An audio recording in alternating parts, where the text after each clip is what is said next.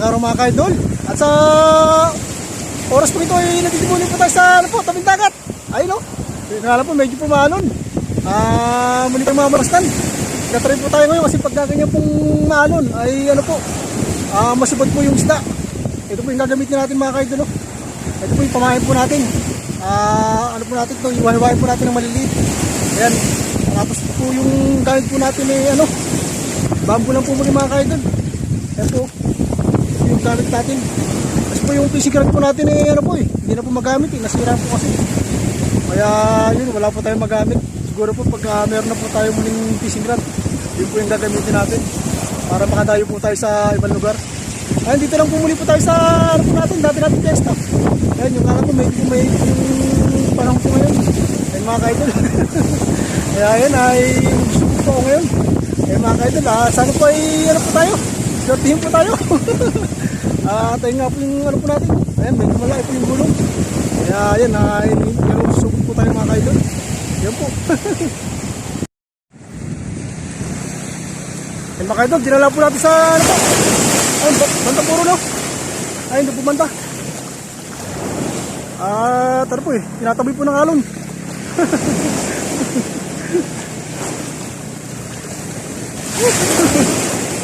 Laki ng alon no. Laki po ng alon. Ay.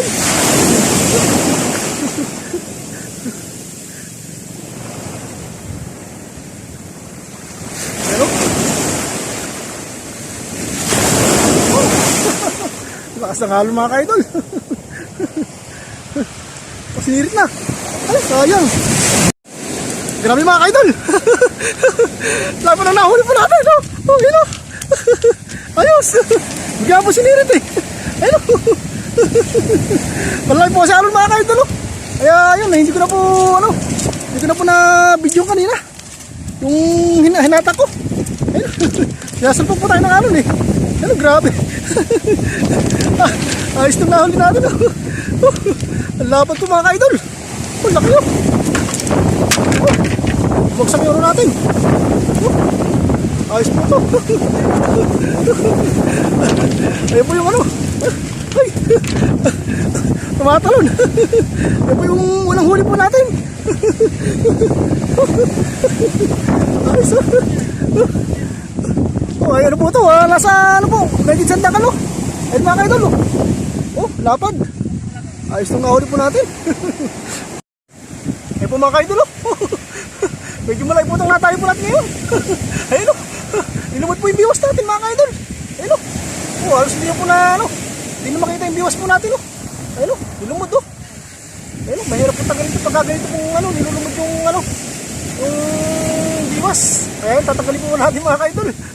Ayun hawak-hawak po sa ulo kasi mapalag po ito ayun masakit pa makating dito.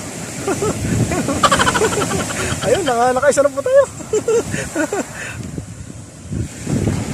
Ayun po mga kaidol, po natin mga kaidol, natagal na po natin ayun po ito nasa may sandagal ko mga kaidol. Mahaba ayun ayos po itong nahuli natin. Cellphone lang po kasing kahit natin mga kaidol hawak-hawak po natin habang nabibingit po tayo kasi nababasa po ng alon. Kaya iniingatan po natin yung cellphone po natin. Ayun, buti nakahuli na po tayo. Ayos may pangulam na lang po tayo mga kaidol. Ayun nga, lalaki po ng alon lang po tayo dito, tsaga-tsaga lang po mga kaidol. Para may mawalan po tayo. Ayan po, at muli po tayo magkahagis. Ay mga kaidol, nagagis muli po tayo mga kaidol. Ayun, nandiyan na po yung palutan po natin. Ayun, nandiyan na po banda sa ayun, nandiyan na po. Malaki po yung alon po.